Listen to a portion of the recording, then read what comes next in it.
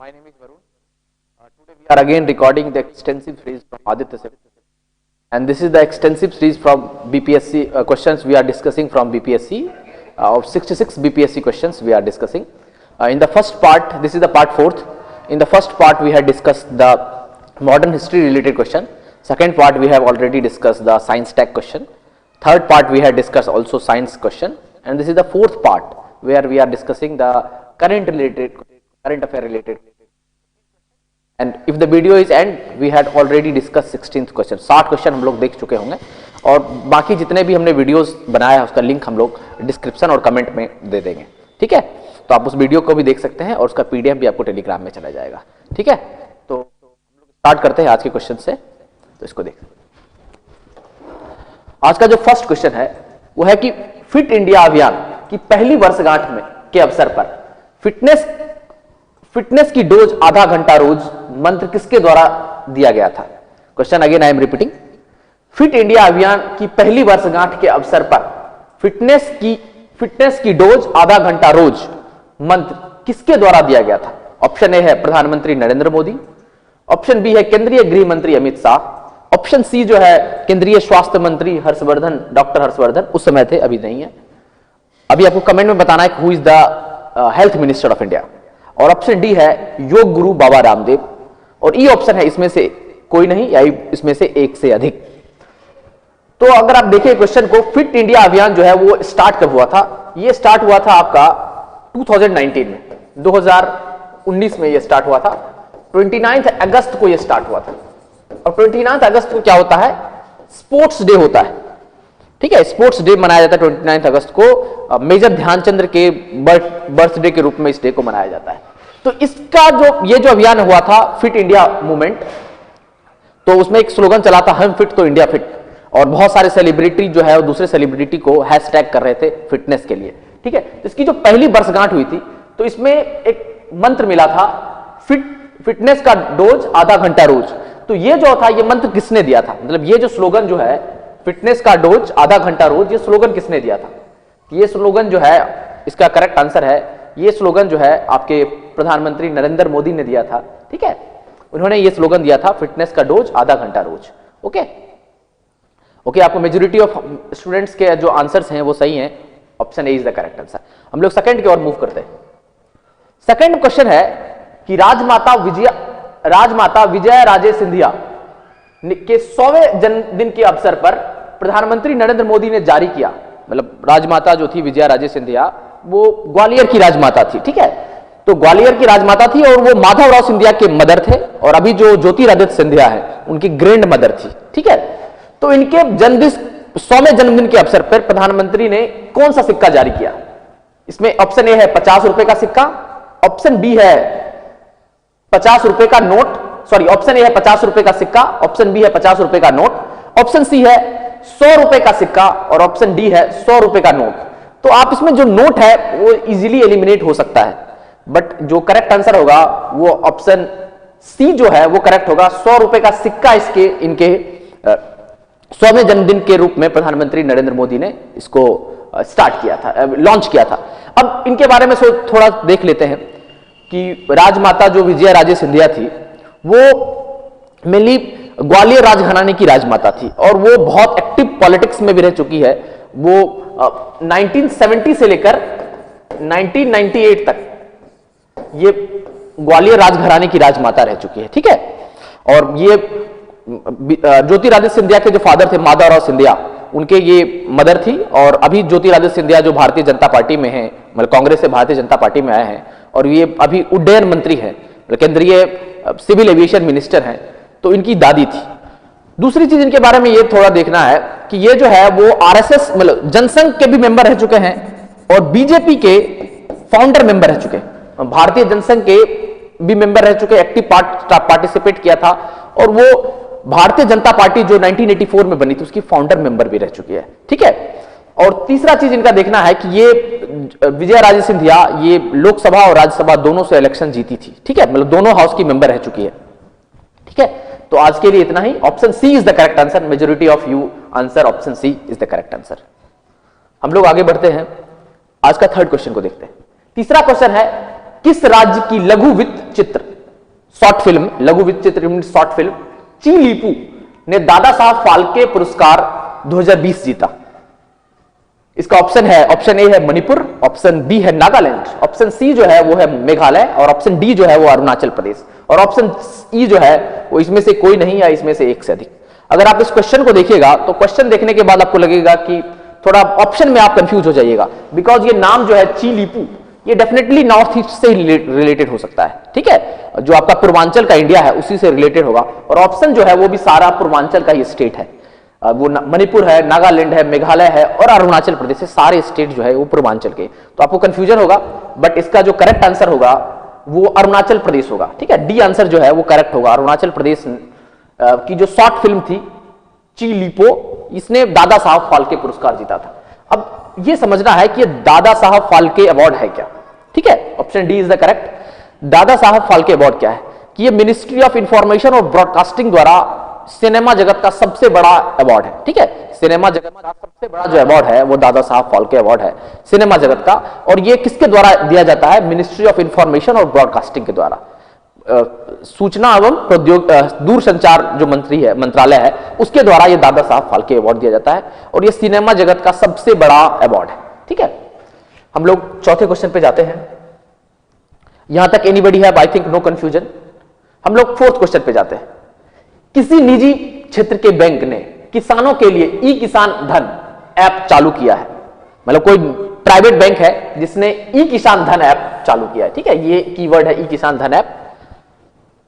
ये किस बैंक ने चालू किया है? ऑप्शन ए है एक्सिस बैंक, ऑप्शन बी जो है वो है एचडीएफसी बैंक, ऑप्शन सी जो है वो आईडीबीआई बैंक, और ऑप्शन डी है वो कोटक महिंद्रा बैंक, और ऑप्शन ई है कि इसमें से कोई नहीं या इसमें से एक से अधिक, या तो कोई ऑप्शन नहीं है या दो ऑप्शन है।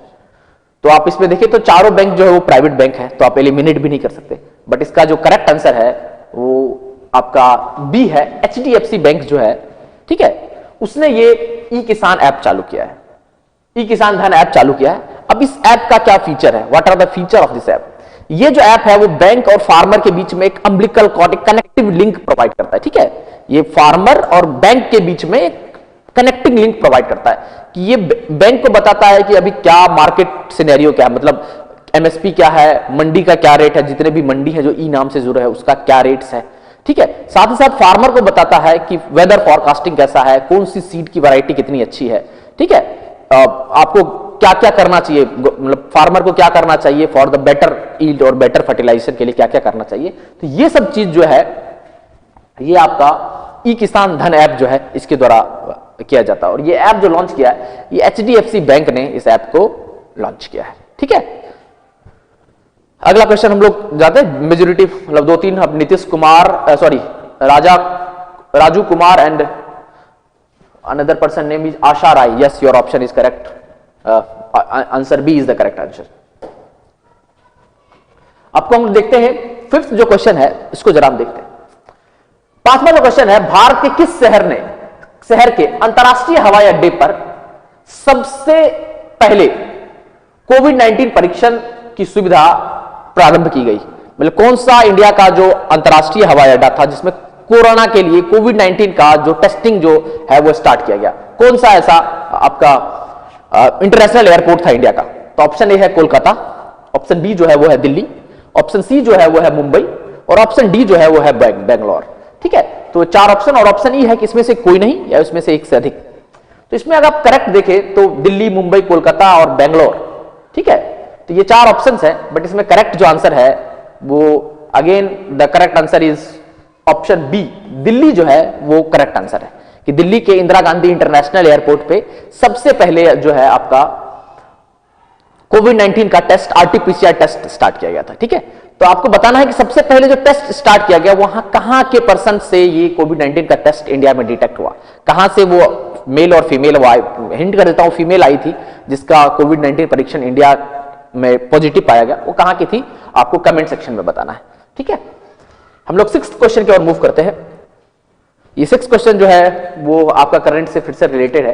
राफेल फाइटर एयरक्राफ्ट ने किस वायुसेना स्टेशन पर औपचारिक रूप से भारतीय सेना में सम्मिलित किया गया है? जो राफेल आपका है ट्विन इंजन फाइटर प्लेन जो है वो हमने कहां से लिया है? फ्रांस से लिया है। फ्रांस की कौन सी कंपनी ने हमको दिया है? डजॉल्ट नाम से फ्रांस की सिविल एविएशन कंपनी है, उसने हमको ये फाइटर प्लेन दिया है। और कौन से कंट्री से हमने खरीदा है? फ्रांस से खरीदा है। तो ये किस भारतीय वायुसेना स्टेशन पे इसको सबसे पहले डॉक किया गया था? ठीक है, तो ऑप्शन ए है हिंडन, ऑप्शन बी है सरसावा, ऑप्शन सी है अंबाला और ऑप्शन डी जो है वो अमृतसर, और ऑप्शन ई जो है इसमें से कोई नहीं या इसमें से एक से अधिक।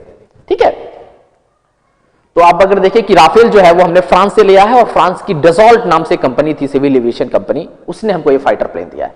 तो हमने कौन से एयरपोर्ट पे हमने, सॉरी एयरबेस पे हमने लाया? तो ऑप्शन सी जो है अगेन राजा कुमार, इसका answer is correct, that is Ambala. जो अंबाला जो था वहां के हमने दिया था कि हमारे जो डिफेंस मिनिस्टर थे राजनाथ सिंह, उन्होंने इस डसॉल्ट राफेल फाइटर प्लेन को लाया था इंडिया में। ठीक है, और इसको अंबाला एयरपोर्ट पे अंबाला एयरबेस पे सबसे पहले लॉन्च किया गया था। और आपने देखा होगा उसमें बहुत कंट्रोवर्सी चला था कि जब राफेल आया था तो उसके पहिए के नीचे जब नींबू डाला था, तो that is one of the controversial event की। इतना साइंस टेक होने के बाद भी हम अभी भी हिंदुत्व की आइडियोलॉजी पे है। That is one of the. अब 7वां नंबर क्वेश्चन है, भारत की पहली स्वदेशी एंटी रेडिएशन मिसाइल का क्या नाम है? मतलब भारत की जो सबसे स्वदेशी, मतलब इंडिया द्वारा बनाया गया है एंटी रेडिएशन मिसाइल का नाम क्या है? एंटी रेडिएशन मिसाइल है, उसका क्या नाम है? ऑप्शन ए है तांडव, ऑप्शन बी जो है वो त्रिनेत्र, ऑप्शन सी जो है समक्ष, और ऑप्शन डी है रुद्रम, और ऑप्शन ई जो है वो आपका है उसमें से कोई नहीं या उसमें से एक से अधिक। ठीक है, ये 5 ऑप्शन है। फर्स्ट है तांडव, बी है त्रिनेत्र, सी है सक्षम, डी है रुद्रम और ई है इसमें से कोई नहीं या एक से अधिक। तो इसका जो करेक्ट आंसर है वो है D, option D is the correct answer. 7 का D. Yes Deepak Rai, your answer is correct. आपका रुद्रम जो है वो एंटी रेडिएशन मिसाइल है और इंडिया ने मतलब सेल्फ डेवलप किया है, मतलब वो इंडिजिनस मेड है। अब एंटी रेडिएशन मिसाइल क्या है कि ये जो दुश्मन देश का जो मिसाइल होता है उसको ये डिटेक्ट कर लेता है, उसके रडार को और उसके जो फ्रीक्वेंसी है उसको डिटेक्ट करने का काम करता है और उस पर सटीक वार करता है। आगे हम लोग 8th क्वेश्चन पे मूव करते हैं। 8th क्वेश्चन क्रिकेट से रिलेटेड है। भारतीय cricket control board, it means BCCI द्वारा किसे सर्वप्रथम भारतीय महिला चयन समिति का अध्यक्ष नियुक्त किया? सर्वप्रथम मतलब क्वेश्चन है कि सबसे फर्स्ट चयन समिति का अध्यक्ष नियुक्त किया गया। ऑप्शन ए जो है बीसीसीआई ने सबसे पहले महिला चयन समिति, मतलब फीमेल का जो सेलेक्टर है, फीमेल सेलेक्टर का चेयरमैन किसे नियुक्त किया? ऑप्शन ए है मिट्ठू मुखर्जी, ऑप्शन बी जो है वो है नीतू डेविड, ऑप्शन सी है रेनू मार्गेट और ऑप्शन डी है वी कल्पना, और ऑप्शन ई जो है इसमें से कोई नहीं या एक से अधिक। इसका अगर आप आंसर देखें तो इसमें लिटिल बिट आई थिंक इसका जो आंसर होगा B answer is correct, that is Neetu David. Neetu David है, ये आंसर बिल्कुल करेक्ट है। I think 2 of the students who answer is correct till this time. Neetu David जो है वो भारतीय क्रिकेट कंट्रोल बोर्ड जो था उसका जो फीमेल चेयरमैन नियुक्त हुई थी। ठीक है, सबसे पहले। बट ये जो 3 ऑप्शन है, मिठू मुखर्जी, रेनू मार्गेट और वी कल्पना, वो उसकी मेंबर है, सेलेक्ट कमिटी की वो मेंबर है, बट ये जो है उसका चेयरमैन है, मतलब अध्यक्ष है। ठीक है, सेलेक्ट कमिटी की अध्यक्ष ये है, बट ये मिठू मुखर्जी, रेनू मार्गेट और वी कल्पना उसकी मेंबर है, सेलेक्ट कमिटी की मेंबर है। ठीक है, आगे हम लोग मूव करते हैं। 9th नंबर क्वेश्चन है कि महिला एकल यूएस ओपन टेनिस टूर्नामेंट 2020 किसने जीता? ये क्वेश्चन है, फिर से मैं एम रिपीटिंग। महिला एकल यूएस ओपन टेनिस टूर्नामेंट, मतलब फीमेल का जो एकल था, सिंगल्स जो था, उसमें यूएस ओपन टेनिस का टूर्नामेंट 2020 किसने जीता? ऑप्शन ए है नामोई ओसाका, ऑप्शन बी है बियाका एंड्रेकू, ऑप्शन सी है सोफिया केनिन और ऑप्शन डी है के फ्लिप्सोका, और ऑप्शन ई है इसमें से कोई नहीं या इसमें से एक से अधिक। या तो कोई नहीं है या एक से अधिक है। I think who answer is A, that is I think Prakash Kumar is nobody is Kumari, answer is A. Naomi Osaka जो थी ये जीती थी आपका फीमेल्स यूएस ओपन टेनिस का खिताब जीती थी। अब और ये कहां की थी? ये जापान की थी, ये जापान की थी, जापान की थी। अब आंसर ए करेक्ट आंसर है। अब इसमें देखना है कि 4 ओपन टेनिस होता है, ठीक है, और दैट इज चारों को मिलाकर कहा जाता है ग्रैंड स्लैम। ग्रैंड स्लैम मतलब 4 ओपन होता है, जैसे यूएस है वैसे 4 ओपन होता है टेनिस के जगत में, उसको चारों को मिलाकर कहा जाता है अगर कोई भी खिलाड़ी एक सीजन में चारों अगर खिताब जीत ले, ठीक है, तो उसको ग्रैंड स्लैम, टोटली उसको पूरा नाम दिया जाता है ग्रैंड स्लैम। तो 4 कौन सा होता है? फर्स्ट जो होता है वो ऑस्ट्रेलिया ओपन होता है, ऑस्ट्रेलिया। उसके बाद होता है फ्रेंच ओपन, तीसरा जो होता है वो होता है यूएस ओपन, और चौथा जो होता है विंबलडन। विंबलडन ब्रिटेन में है तो विंबलडन ओपन। मतलब 4 ओपन होता है, ऑस्ट्रेलिया, फ्रेंच, यूएस और विंबलडन। यूपीएससी में एक क्वेश्चन आया था कि इसको राइट टू लेफ्ट अरेंज करने के लिए कि कैसे होता है, इसलिए मैंने इसको बता दिया कि 4 ओपन टेनिस मैच होता है, दैट इज ऑस्ट्रेलिया में होता है that is Australian open, French में होता है फ्रेंच ओपन, यूएस में होता है यूएस ओपन, एंड विंबलडन में जो होता है दैट इज ब्रिटेन। विंबलडन जो है वो ब्रिटेन में है, विंबलडन ओपन। अगर कोई भी खिलाड़ी एक सीजन में मतलब 12 महीने में ये चारों सीरीज अगर जीत लेता है तो उसको बोलता है ग्रैंड स्लैम जीत गया उसने, ठीक है। ठीक है, सबसे पहले सीजन के सबसे फर्स्ट में जो होगा वो होगा आपका ऑस्ट्रेलिया ऑप्शन, फिर सेकंड में होगा वो होगा आपका फ्रेंच, फिर यूएस और फिर विंबलडन। जिस तरह इंडिया में आपका क्रिकेट का बहुत ज्यादा दीवानगी है, सेम उसी तरह आपका यूरोपियन कंट्री में और मेनली यूएस में और यूरोपियन कंट्री में आपका फुटबॉल और टेनिस के लिए बहुत ज्यादा दीवानगी है, ठीक है। इंडिया में जो बहुत ज्यादा क्रेज है क्रिकेट के लिए, उसी तरह यूरोप और ऑस्ट्रेलियन और यूरोपियन कंट्री में आपका जो बहुत ज्यादा क्रेज है टेनिस का और फुटबॉल का, ठीक है।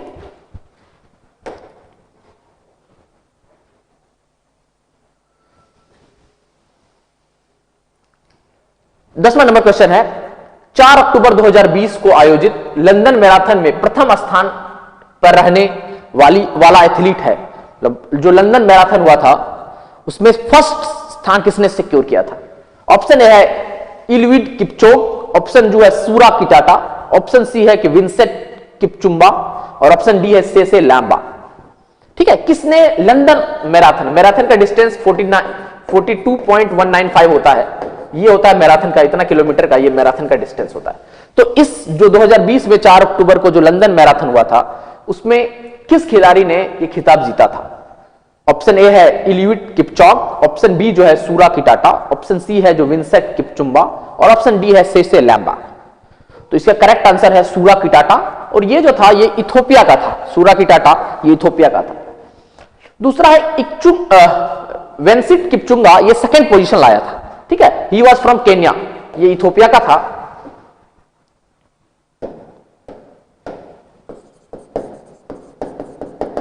और ये केन्या का था। और ये थर्ड पोजीशन जो लाया था वो सेसे लाम्बा, ये फिर से इथोपिया का था, ठीक है, ये फिर से इथोपिया का था। और इलिविड किपचोंग जो था वो 2019 में लंदन मैराथन जीता था। ये इलिविड किपचोंग जो था वो लंदन मैराथन 2019 का विनर था, ठीक है। क्लियर है? This thing is clear to everyone. सूरा किटाटा इथोपिया का था, इसने 2020 का लंदन मैराथन जीता था। वहीं पे विंसेंट किपचुंगा ये केन्या का था, ये सेकंड पोजीशन पे था, और थर्ड पोजीशन पे Sisay Lemma again he was from Ethiopia और ये थर्ड पोजीशन जीता था। Okay, can you move further? Yes, your answer is Ayush Kumar, answer correct, that is 10th का बी। हम लोग 11th नंबर क्वेश्चन पे आते हैं। 11th नंबर क्वेश्चन है कि 15 अगस्त 2020 को एमएस धोनी के साथ किस भारतीय क्रिकेट खिलाड़ी ने अंतरराष्ट्रीय क्रिकेट से संन्यास की घोषणा की? मतलब एमएस धोनी ने 15 अगस्त 2020 को इंडियन क्रिकेट को अलविदा कहा, तो उसके साथ ही कौन से भारतीय खिलाड़ी ने उस दिन ही संन्यास लिया? ऑप्शन ए जो है वो है आपका सुरेश रैना, ऑप्शन बी जो है वो हरिभजन सिंह, ऑप्शन सी जो है वो भुवनेश्वर कुमार और ऑप्शन डी जो है वो रोहित शर्मा, और ऑप्शन ई जो है इसमें से कोई नहीं है, इसमें से एक से अधिक। अगर आप देखें तो 2 ऑप्शन को तो आप आसानी से एलिमिनेट कर देंगे।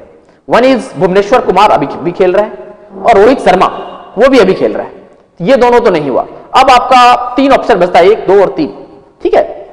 तो इसमें से आप 75% चांसेस से आप तुक्का लगा सकते हैं, but majority of you are knowing the answer, majority of your answer is correct, that is Suresh Raina जो है वो, उन्होंने जो है एमएस धोनी के साथ उस दिन ही उन्होंने भी रिटायरमेंट कर दिया था। अब इनका सुरेश रैना का कैरियर देखें तो 2005 में इनका कैरियर स्टार्ट हुआ था, इंडियन क्रिकेट टीम के साथ, और 2018 में इनका कैरियर जो है मतलब इनको टीम से ड्रॉप आउट कर दिया जाता है, ठीक है। और लास्ट में 2020 में जाकर वो अपने आप को भारतीय क्रिकेट टीम से अलविदा कह देते हैं, रिटायरमेंट ले लेते हैं, ठीक है। तीसरा इनके बारे में सबसे बड़ा फैक्ट कि ये फर्स्ट प्लेयर था इंडिया का जिसने तीनों फॉर्मेट में, मतलब टेस्ट में, वनडे में और T20 में, तीनों फॉर्मेट में अपना सेंचुरी लगाया था। This is the first player from India जिसने तीनों फॉर्मेट में, टेस्ट, वनडे और आपका T20, तीनों फॉर्मेट में सेंचुरी लगाया था। और दूसरा एक और फैक्ट मैं बता देता हूं सुरेश रैना के बारे में कि he is the player, he is the second youngest player of Indian, second youngest captain of Indian cricket team, मतलब भारत का दूसरा सबसे यंग खिलाड़ी था जो भारतीय क्रिकेट टीम का कप्तान बना, ठीक है। और आपको कमेंट सेक्शन में बनाना है कि फर्स्ट कौन सा खिलाड़ी था जो भारतीय क्रिकेट टीम का यंग था, जो भारतीय क्रिकेट टीम का कप्तान बना, कम उम्र में भारतीय टीम का कप्तान जो बना वो सबसे फर्स्ट खिलाड़ी कौन सा था, ये आपको कमेंट सेक्शन में बताना है, ठीक है। सुरेश रैना का हमने बता दिया पॉलिटिकल क्रिकेट कैरियर जो था 2005 से 18 तक रहा, फिर 2020 में 15 अगस्त 2020 को अपने आप को रिटायर कर दिया।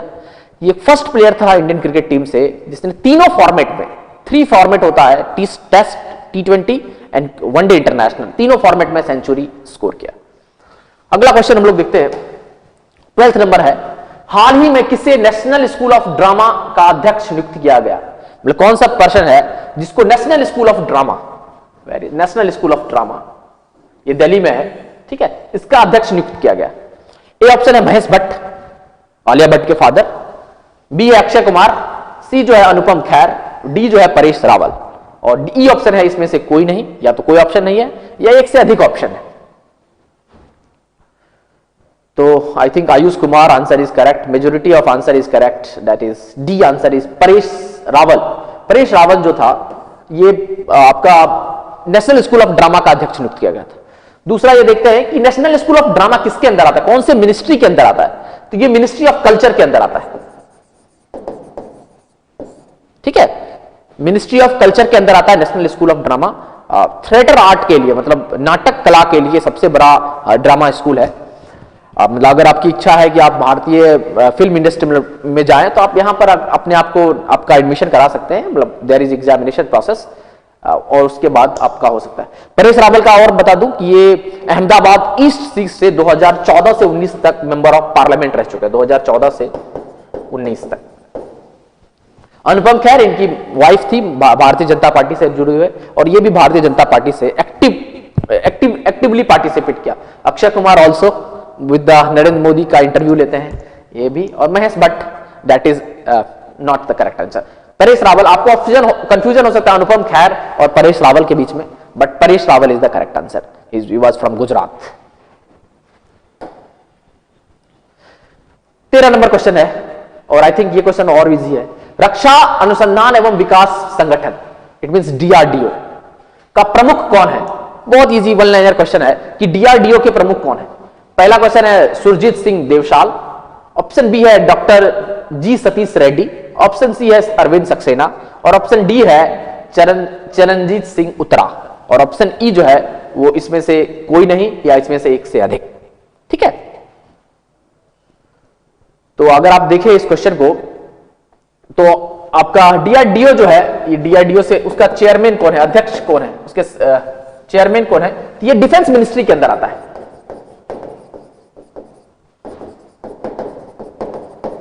और इसका जो हेडक्वार्टर है ये आपका न्यू दिल्ली में है, और इसके जो प्रमुख थे वो option B is the correct answer, Lakshmi, Nitish and Swati Satra, his option is correct, that is doctor G Satish Reddy जो थे ये आपके, and Jitendra Kumar also. Majority of your आशा, that your answer is correct, that is doctor G Satish Reddy जो थे वो आपके DRDO के संगठन के प्रमुख थे, ठीक है। This thing is correct, okay. New Delhi में है, ये डिफेंस मिनिस्ट्री के अंदर आता है। इसका ये प्रीमियर ऑर्गेनाइजेशन है। इसका क्या काम है कि इंडिया के लिए डिफेंस के लिए रिसर्च करना, ठीक है, भारत के लिए डिफेंस अनुसंधान क्षेत्र में रिसर्च करना इसका मेन मकसद है, मेन वर्क है। द मेन वर्क इज कि इंडिया को डिफेंस के क्षेत्र में ये करे। जैसे बहुत सारी इंडिया मिसाइल्स जो लॉन्च करती है, ठीक है, वो DRDO के द्वारा बनाया जाता है, ठीक है, defence research development organisation. Another is ISRO, वो आपका रॉकेट लॉन्च के लिए है, स्पेस के लिए है, डीआरडीओ जो है वो डिफेंस के लिए है। ठीक है, तो आपको कमेंट सेक्शन में ये भी बताना है कि इसरो का हेडक्वार्टर कौन है, कहां है, और भी जस्ट इसरो के चेयरमैन चेंज हुए हैं तो उनका भी नाम बताना है कमेंट सेक्शन में। ठीक है, इसरो के अभी चेंज जो अभी चेयरमैन है वो वहां के भी अध्यक्ष जो है वो प्रमुख जो है उनको बदला, वो रिटायर हुए हैं, नया अध्यक्ष मिला है, 2-3 दिन पहले न्यूज़पेपर में आया था, तो आप उसको भी बताना है, और इसका हेडक्वार्टर कहां है ये इसे भी। ये आज का 14th नंबर क्वेश्चन, किस विषय के लिए डॉक्टर बुशरा अतीक और डॉक्टर रितेश अग्रवाल को शांति स्वरूप भटनागर पुरस्कार 2020 के लिए चुना गया? ठीक है, मतलब किस सब्जेक्ट के लिए, कौन सा डोमेन था जिसके लिए डॉक्टर बुशरा अतीक और डॉक्टर रितेश अग्रवाल को आपका शांति स्वरूप भटनागर अवार्ड के लिए चुना गया? ऑप्शन ए जो है वो रसायन विज्ञान, केमिस्ट्रियल फिजिक्स, भौतिकी विज्ञान, चिकित्सा विज्ञान, medical science, and option D जो है वो गणित विज्ञान, मतलब मैथमेटिकल साइंस, और ऑप्शन ई जो है इसमें से कोई नहीं या इसमें से एक से अधिक।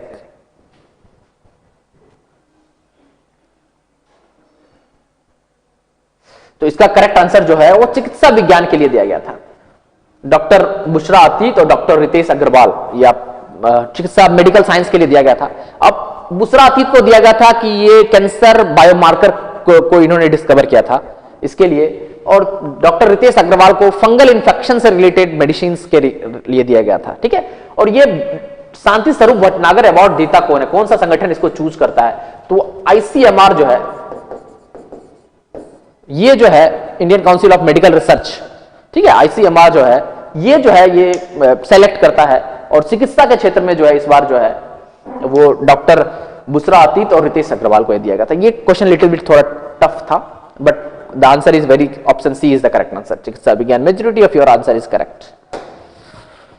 15 नंबर क्वेश्चन था, नोबेल शांति पुरस्कार 2020 के लिए किसे चुना गया? मतलब जो नोबेल में जो पीस प्राइज मिलता है, नोबेल पीस प्राइज जो मिलता है, उसके लिए किसे चुना गया था? फर्स्ट ऑप्शन ए है यूरोपियन यूनियन, ईयू को। ऑप्शन बी है विश्व खाद्य संगठन, WFO, world food organisation. Option C है कि रॉबर्ट वी विल्सन, और ऑप्शन डी है PR मिलग्राम, और ऑप्शन ई जो है इसमें से कोई नहीं है, एक से अधिक। किसे जो है वो 2020 में पीस के लिए आपको शांति के क्षेत्र में नोबेल पुरस्कार के लिए चुना गया? तो इसका करेक्ट जो आंसर होगा वो आपका आएगा ऑप्शन बी, जो 15 का जो ऑप्शन बी है, विश्व खाद्य कार्यक्रम, वर्ल्ड फूड ऑर्गेनाइजेशन। ठीक है, उसे जो है 2020 के लिए नोबेल के लिए शांति नोबेल पीस के क्षेत्र में नोबेल प्राइज दिया गया। ठीक है, अब ये वर्ल्ड फूड प्रोग्राम है, ये यूनाइटेड नेशन की स्पेशलाइज एजेंसी है। ठीक है, यूनाइटेड नेशन की स्पेशलाइज एजेंसी है, और इसका क्या काम है? इसका मेन पर्पस है कि दुनिया में जो भुखमरी और हंगर को, मतलब भुखमरी और फूड सिक्योरिटी एस्टैब्लिश करना, कि लोगों को आसानी से भोजन मिल पाए और हंगर कोई भूखे ना रह पाए, ये एस्टैब्लिश करना काम है। ठीक है, जैसे इंडिया में प्रधानमंत्री का जो एक्सटेंसिव प्रोग्राम है कि आपको फूड सिक्योरिटी एक्ट इंडिया में है कि किसी भी मतलब हर आदमी को राशन मिलना चाहिए, no person is left with the grains, मतलब भुखमरी, मतलब भूखे कोई नहीं रह पाए। तो वैसे ही वर्ल्ड विश्व स्वास्थ्य कार्यक्रम जो है, वर्ल्ड फूड ऑर्गेनाइजेशन जो है, इसको भी यही फंक्शन है कि दुनिया में कोई वॉर से अगर पीड़ित कोई कंट्री है, ठीक है, या डिजास्टर में है, तो वहां पर फूड का शॉर्टेज नहीं हो पाए और हंगर का प्रॉब्लम नहीं हो पाए। ठीक है, तो इसके क्षेत्र में 2020 में विश्व स्वास्थ्य कार्यक्रम को नोबेल प्राइज दिया गया था फॉर द पीस। ठीक है, इंडिया से भी आपको कमेंट में बताना है कि इंडिया से किस पर्सन को पीस में अब तक नोबेल पुरस्कार दिया गया है, कि शांति के क्षेत्र में भारत में किस पर्सन को नोबेल पुरस्कार दिया गया है। ठीक है, तो आज 15 question, this was the part 4। आज का 15 क्वेश्चन हम लोग डिस्कस कर चुके हैं, और ये जो सीरीज है that is free of cost, मतलब ये हम लोग कर रहे हैं, और सारे क्वेश्चंस को हम लोग बीपीएससी के अभी तक जितने भी क्वेश्चंस हैं, ये सारे क्वेश्चंस को हम लोग डिस्कस कर लेंगे। This was the part 4 and we had discuss part 1, part 2, part 3 and part 4। Part 1 जो है आपका मॉडर्न हिस्ट्री से रिलेटेड था, पार्ट 2 जो था वो साइंस से था, पार्ट 3 भी साइंस से था, और पार्ट 4 जो आता है वो आपका करंट से है, और फिर हम लोग नेक्स्ट डे लेके आएंगे पार्ट 5, वो अदर सब्जेक्ट के डोमेन से होगा। ठीक है, तो 15 क्वेश्चन, अभी तक हम लोग 60 क्वेश्चन देख चुके हैं, एंड इसका एक्सप्लेनेशन और इसका जो पीडीएफ है वो definitely we send to the authority to send in the Telegram channel. ठीक है, thank you so much for your patience listening and come with the cooperative environment. ठीक है, आपका बहुत बहुत धन्यवाद।